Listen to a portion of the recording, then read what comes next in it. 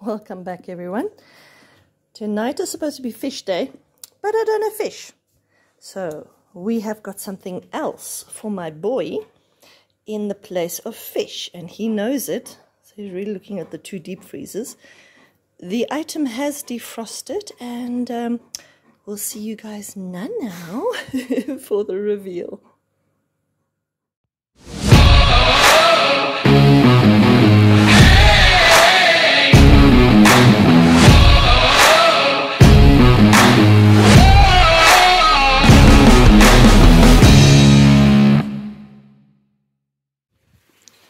And here we go. We have got a legally cold wild rock pigeon. Ooh, trigger warning for the squeamish. Come on. Where's the tree? One very happy dog. Oh yeah, sit. Wait. Good boy. Take it. Alright, so this is a wild rock pigeon that we find in South Africa. This bird, although we do find them in the residential areas as well, this particular one comes from the Orange Free State, where they are hunted legally in hunting season, which is normally over winter. And they are legally hunted because they otherwise attack or raid, shall I rather say, the sunflower fields and the maize fields and that kind of stuff. So they are a pest to the farmers, and because there's so many of them, they are obviously legally culled. And I was lucky enough last year to have a wonderful person share with me these pigeons that he got from the hunters. And I still have a few in the deep freeze. He doesn't get them like every day or anything. So, and this was perfect now because I ran out of fish. So he can have wild rock pigeon. And no, he does not eat my pigeons. Okay, that's not why I have them. Those are my pets. This bird is obviously not a pet. Oh, very happy child.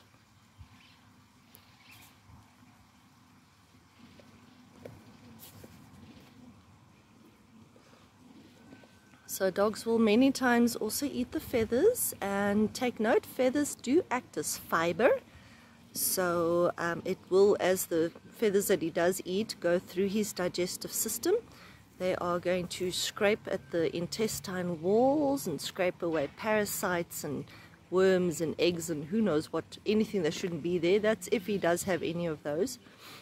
And that's one of the reasons you want to feed feathers and fur if you are a raw feeder. Oh, hello, Canine. Ugh, mischief. Here she goes. She knows better than to interfere when he eats a bird. She wants a bird too. Sometimes I do defrost for the cats so that they can eat it, and then I get moaned at by my daughter because the cats live there, because then the place gets full of feathers and blood and all sorts of nonsense, because the cats are not as, shall I say, clean when it comes to eating a bird like my boy. He's not very messy. Right. Now, obviously these wild pigeons from the Free State are less likely to be parasite infested. Okay, just bear that in mind. If however, like now, if you do live in South Africa, if your dog ends up killing a hardy dog and eats it, that is cause for concern, because the hardy-daws do carry terrible parasites. One of them is similar to heartworm. If it isn't heartworm, I can't remember, but it is a problem. So your dog will definitely require deworming somewhere along the line after killing residential birds, pigeons, doves and hardy-daws. I would put them on top of the list when it comes to heavy parasite burdens. So just be aware of that and keep your deworming schedule up. Some natural ways of deworming your dog, apart from feathers, is fur. So getting furry ears from your hunter friends, or if you know someone who's got those, or maybe you know of a raw feeding pet shop, whatever, where they also have, say, furry bunny ears or furry lamb ears or furry whatever ears. The fur actually acts almost similar to the feathers.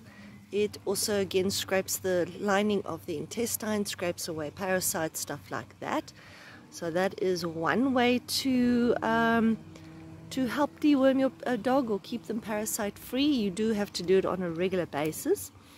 Another thing you want to add into their diet is finely grated fresh carrot on a very regular basis.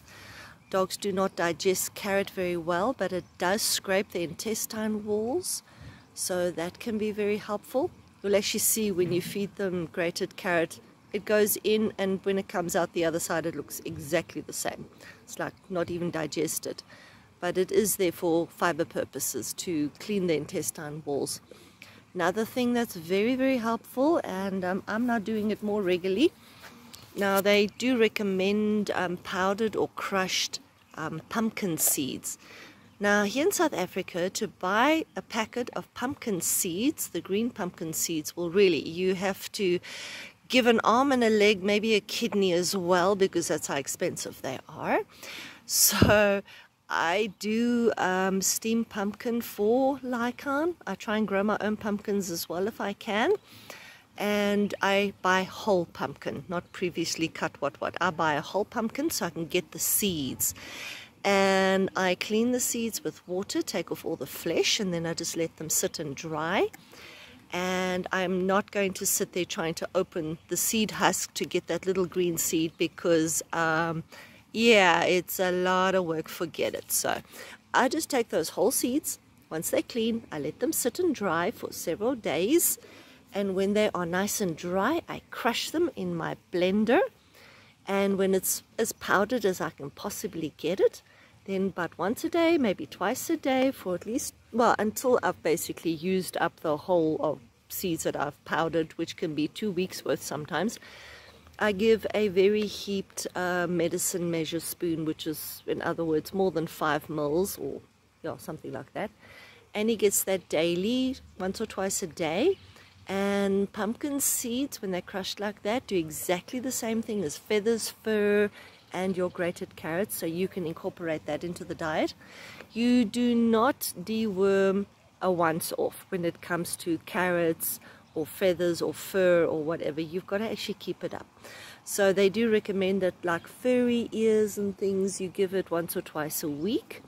Your carrot, let's say you do it for a week, okay, your grated carrot, do it for a week. Then for 2 weeks after, do the pumpkin seeds. In the meantime, in those weeks, you can also give a furry or feathery something or other to help with the deworming or keeping them parasite free. Then you do nothing for the next 2 weeks after that, and then you go back to your carrot and your pumpkin seeds and your ears and furs and what's and feathers.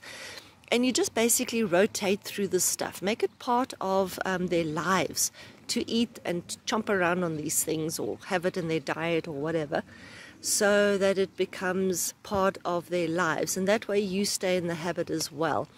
So we don't, as raw feeders, say, give them, say, pumpkin seeds today and that's it. It has to be a daily thing for several days, if not 2 weeks. All right, so that's at least how I would do it, or how I do it. So go ahead and help your dog's body keep parasite free. And then when you do want to see, you know, what if my dog does have worms, how do I know? What you do is you catch a very fresh poop sample. Ask your vet to please check that poop sample for worms or any parasites, yeah, any kind of microbes, parasites, parasite eggs, worms, whatever. And they will very quickly, after checking it, tell you, okay, either the sample's completely clear, or your dog has the XYZ parasite, worm, whatever, and then they will recommend a dewormer for you, for your dog, and then you just follow your vet's instructions and you do it that way. So it's always a good idea to actually test poop before you just stick dewormers down your dog's throat because you think, what if, maybe, maybe, maybe. Don't do what ifs, maybe, maybe, maybe. Don't guess. Rather, get a proper confirmation. And the best way to do that is just catch a fresh poop sample, take it to the vet within the hour, have them test it, and they'll very, very quickly tell you, yes, your dog has parasites, or no, the sample is clear, and then you do it again in about 3 months' time. So that's basically the best way to tackle deworming and keeping your dog parasite free. Look at this dog enjoy himself. And there's so much chewing and crunching going on, so it's very stimulating physically, mentally. So this is great. This is why I love raw food or feeding raw, because it's so stimulating, and as a human, it's, well, if you're anything like me, it's very interesting. I love biology and science, so for me this is like very interesting to watch.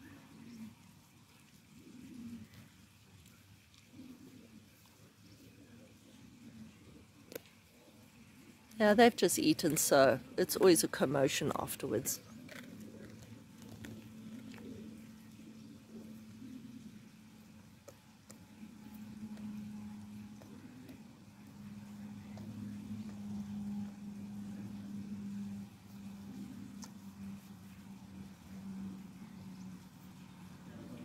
Of course, somewhere along the line the cats are going to come and start playing with all the feathers here. So, but I will be cleaning up, so once he's done and he's left it alone and he's finished and not interested anymore, I am going to come and clean away all these feathers and anything else that shouldn't be there, and that way my lawn is nice and green and unfeathered.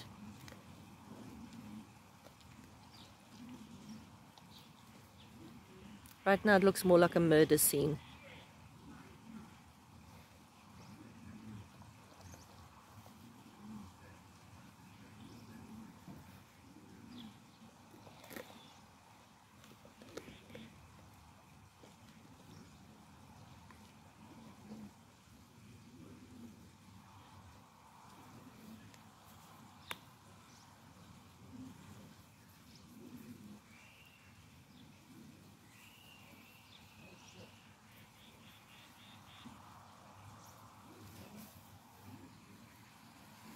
And then we have the kitten, who would rather hunt the natural way. Oh, there is a dove down there by the aviaries. That's what she's hunting. She always gives herself away with her tail. It's so funny. And he's still chomping. Yeah, our cats are not very good at hunting sometimes. Stealth is, yeah, questionable. Look at that tail. Of course that bird has seen her. Oops, where's it? Oh, did it fly away? Okay. Oh, Kitty disappointed now. Yeah, and he's still munching feathers, cleaning up.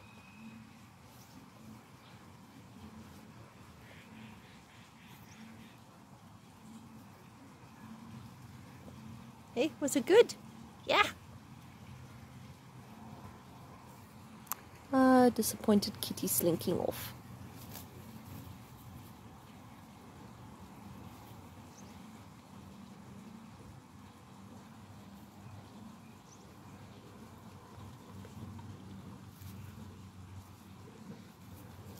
Hello. Right, so he's done. Thanks for watching. We'll see you in the next one. Have a lovely, lovely day. Goodbye from myself and goodbye from Lycan.